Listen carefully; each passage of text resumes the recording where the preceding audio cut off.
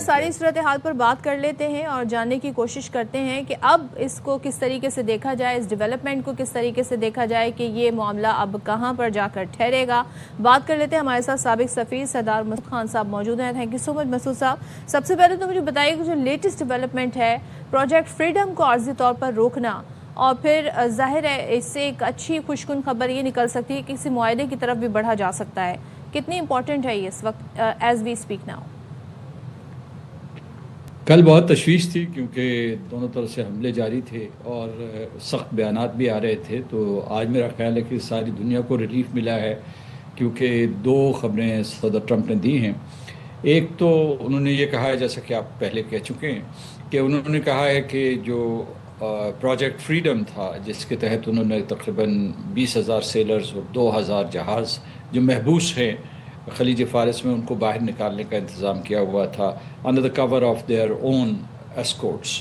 اور دوسرا انہوں نے یہ کہا ہے کہ جو مذاکرات ہو رہے تھے متوازی سطح پہ، اس میں خاصی پروگریس ہوئی ہے، تو اس سے جو ہے امید بنتی ہے کہ کسی طریقے سے جو ہے کوئی سیاسی سفارتی حل نکل آئے گا۔ ایک مرتبہ پھر انہوں نے پاکستان کا شکریہ ادا کیا ہے۔ مارکو روبیو کا بیان بھی اس سلسلے میں بہت اہم ہے کیونکہ انہوں نے یہ کہا ہے کہ آپریشن ایپک فیوری ختم ہو چکا ہے، اور ان سے جب پوچھا گیا کہ یہ کیسے ختم ہوا ہے، ان کا کہ اصل میں ہمارا ہدف یہ تھا کہ ایران کے جو بیلسٹک میسائلز تھے یا جو ان کی اور میسائل کیپیبلٹی تھی، وہ ہائپرسونک ہوں یا کروز مسلس ہوں، ان کی جو کیپیبلٹی کو ختم کیا گیا ہے یا اسے نقصان پہنچایا گیا ہے۔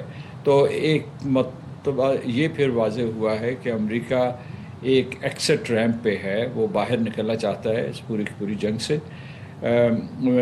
جو ایران کے وزیر خارجہ ہیں عباس اراغچی، ہی از ان بیجنگ، اور بیجنگ میں ان کی مشاورت ہو رہی ہے۔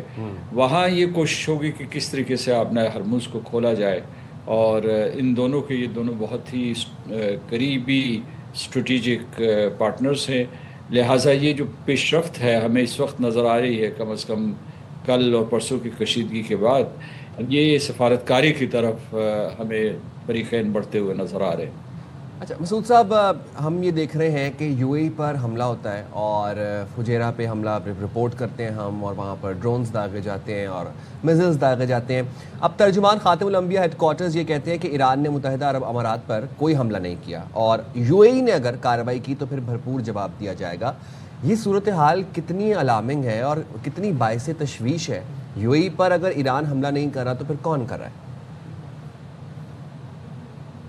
اس سلسلے میں کیا سرائی نہیں کرنی چاہیے، لیکن ہمارا شک شبہ یہ ہے کہ اگر ایران نے دو ٹوک انداز میں یہ انکار کر دیا ہے کہ انہوں نے نہ میسائل اٹیک کیے ہیں، نہ ڈرون اٹیک کیا، نہ فجیرہ کی آئل فیسلٹی کے اوپر انہوں نے اٹیک کیا ہے، اور یہ ان کی جو خبر رساں ایجنسیاں ہیں وہ بھی کہہ رہی ہیں، پاسداران انقلاب نے بھی اس کی وضاحت کی ہے، جیسے کہ آپ نے کہا خاتم الانبیاء ہیڈ کوارٹرز نے بھی ڈینائی کیا ہے، تو شبہ جو ہے وہ اسرائیل کی طرف جاتا ہے۔ وہ اس قسم کی جو ہے وارز پہلے سے بھی کرتے رہے ہیں کیونکہ ان کی یہ خواہش ہوگی کہ کسی طریقے سے یو اے ای اور ایران آپس میں متصادم ہو جائیں۔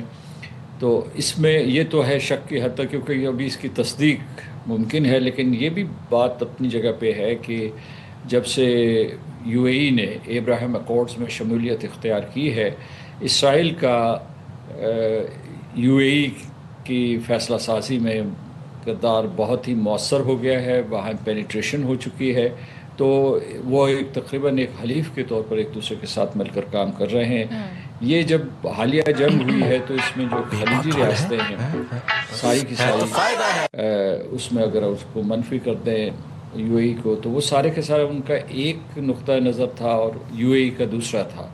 تو یہ ایک بہت بڑا خطرہ ہے اگر جو ہے یو اے ای الگ ہو کر جی سی سی سے، گلف کوآپریشن کونسل سے الگ ہو کر فیصلے کرتا ہے، تو یہ بہت تشویش کا باعث ہے۔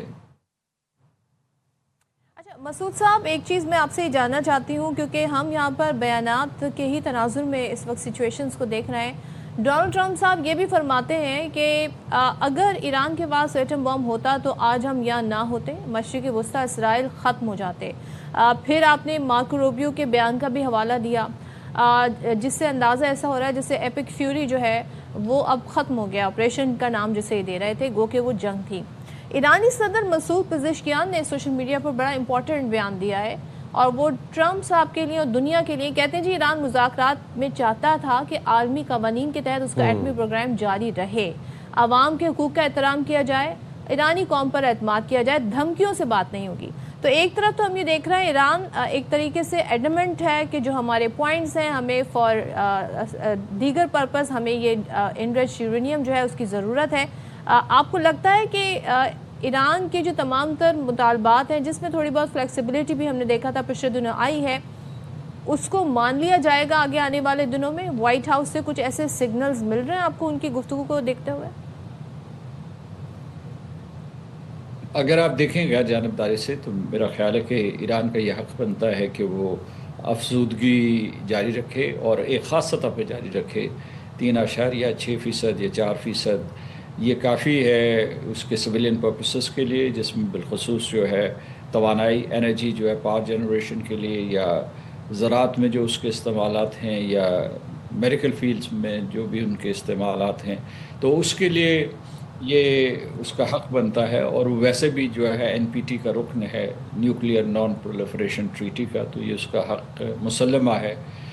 اور دوسری طرف یہ ہے کہ لیکن اس کے ساتھ ساتھ یہ بھی اپنی جگہ پہ حقیقت ہے کہ انہوں نے افزودگی بہت بڑھا دی تھی، کوئی 60% کے قریب کر دی تھی، جس کے بعد وہ بڑی آسانی سے نیوکلیئر اسلحہ حاصل کر سکتے تھے۔ ابھی تک انہوں نے کہا ہے کہ انہوں نے حاصل نہیں کیا۔ امریکہ کا خیال یہ ہے اور اسرائیل جو ہے وہ سمجھتے ہیں کہ وہ نیوکلیئر ہتھیار بنا سکتا ہے، اور چند ہفتوں میں بنا سکتا تھا۔ کم از کم ان کی انٹیلیجنس رپورٹس یہ تھی، اسرائیل کی نہیں، امریکہ کی نہیں، اسرائیل کی یہ انٹیلیجنس رپورٹ تھی، کیونکہ امریکہ کی تلسی گیبرڈ جو ہے انہوں نے جو ٹیسٹمنی دی تھی اس میں انہوں نے کہا تھا کہ وہ کوئی نیوکلیئر ہتھیار نہیں حاصل کر رہا۔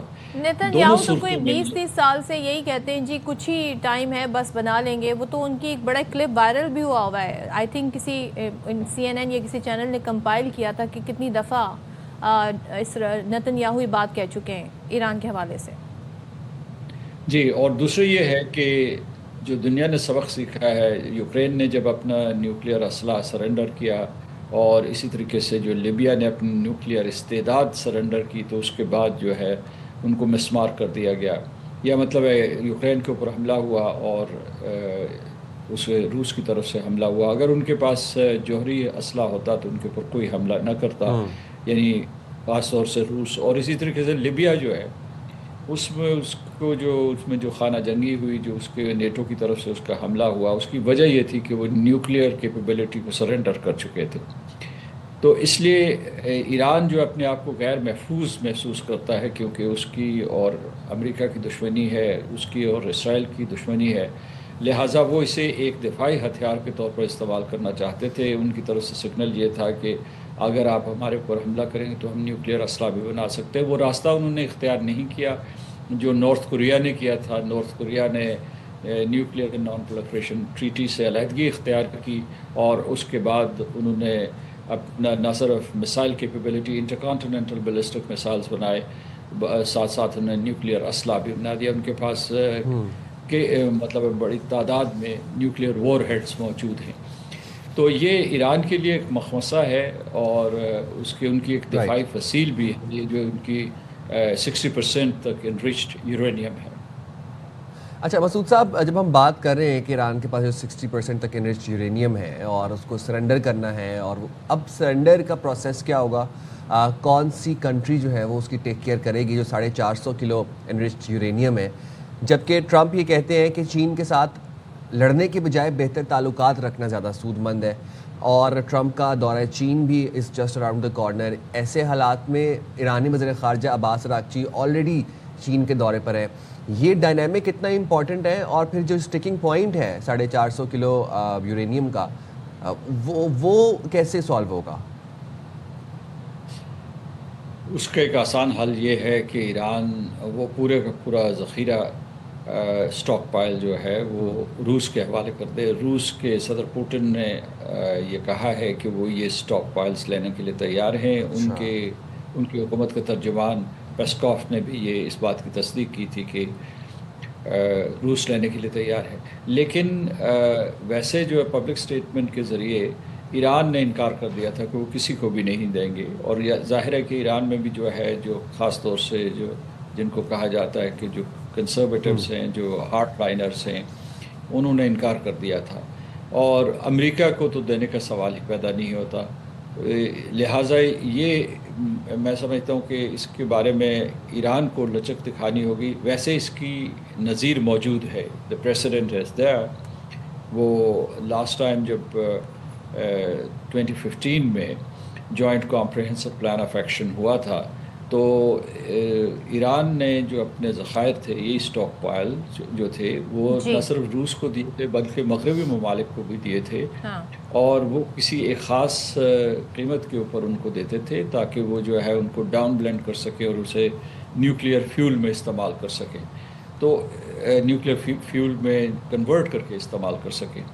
تو اس لیے یہ ہے کہ اس کے کئی ممکنات موجود ہیں. صرف یہ ہے کہ اس میں ایران کی آمادگی ہوگی یا نہیں ہوگی، یہ سب سے بڑا سوال ہے. یہ ایک بڑا سوال ہے جو ظاہر حل طلب ہے، اور اس حوالے سے بات بھی مزید دیکھتے ہیں آگے آنے والے دنوں میں کیا ہوتی ہے. تھینک یو سو مچ سردار صاحب، بہت شکریہ.